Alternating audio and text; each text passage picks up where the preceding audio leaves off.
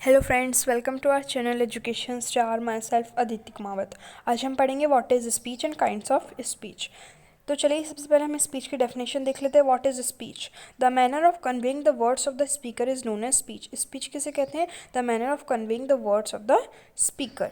अब हम पढ़ते हैं kinds of speech. So there are two kinds of speech, direct speech and indirect speech. अब हम पढ़ेंगे डायरेक्ट स्पीच। सो देखिए डायरेक्ट स्पीच किसे कहते हैं, यहाँ पर आप अच्छे से देखिएगा।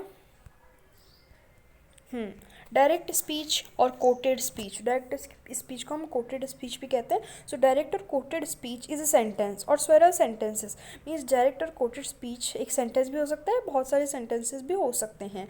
दैट रिपोर्ट्स स्पीच और thought in its original form as phrased by the original speaker. It is usually enclosed in quotation marks. Direct या फिर क्योटेड स्पीच एक सेंटेंस होता है या फिर बहुत सारे सेंटेंस भी हो सकते हैं जो कि स्पीच या फिर थॉट को रिपोर्ट करता है उसकी ओरिजिनल फॉर्म में ही, जैसा कि as phrased by the original speaker, मतलब जैसा कि ओरिजिनल स्पीकर के द्वारा कहा गया है, ठीक है, जो सेंटेंस कहा गया है या कोई स्पीच या थॉट कहा गया है उसे वो ओरिजिनल फॉर्म में क्या करता है, रिपोर्ट करता है। It usually enclose in quotation mark and you know quotation mark इस तरीके से होते हैं, इस तरीके से हमारे कोटेशन मार्क होते हैं, ऐसे इस तरीके से ये क्लोज, इस तरीके से ये होता है जब हम स्टार्ट करते हैं और जब हम एंड करते हैं तो इस तरीके से होता है, ये होते हैं कोटेशन मार्क्स।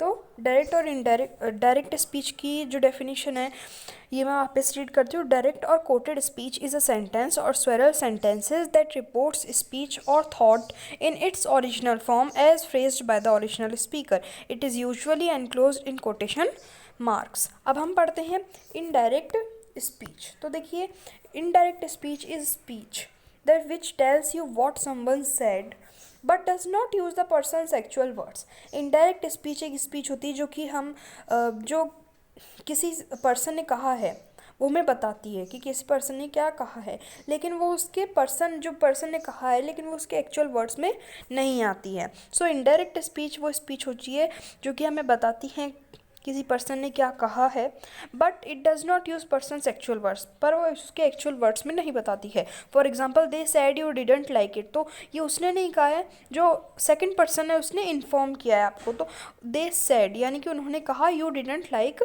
इट। और एक और है I asked her what her plans were, citizens complaint about the smoke. So ये सब इनडायरेक्ट स्पीच के हमारे पास सेंटेंसेस हुए। अब देखिए चेंजेस इन टेंस। देखिए हमने अभी तक क्या पढ़ा, स्पीच की definition, direct and indirect speech जो कि काइंड्स ऑफ स्पीच थे। अब यहाँ पे मैं आपको एक इंपॉर्टेंट चीज़ बता देती हूँ, चेंजेस इन टेंस जो कि डायरेक्ट और डायरेक्ट में होते हैं। इनडायरेक्ट से इनडायरेक्ट जब हम बनाते हैं, डायरेक्ट सेंटेंसेस से इनडायरेक्ट बनाते हैं तो हमारे टेंस में क्या चेंजेस आते हैं। तो प्रेजेंट सिंपल अगर होता है तो वो पास्ट सिंपल में कन्वर्ट होता है। प्रेजेंट कंटिन्यूअस जो होता है वो पास्ट कंटिन्यूअस में चेंज होता है। Past simple will change in past perfect. Present perfect will change in past perfect. Will future will change in would plus bare infinitive. Can will change into could. Have to will change into had to. Imperative will change into to infinitive. So ये सब थे हमारे changes in tense. So आज हमने पढ़ी speech की definition पढ़ी, kinds of speech and changes in tense in speech. अगर आपको ये टॉपिक पसंद आया हो तो प्लीज़ हमारे चैनल को लाइक एंड सब्सक्राइब करना ना भूलें। Thank you.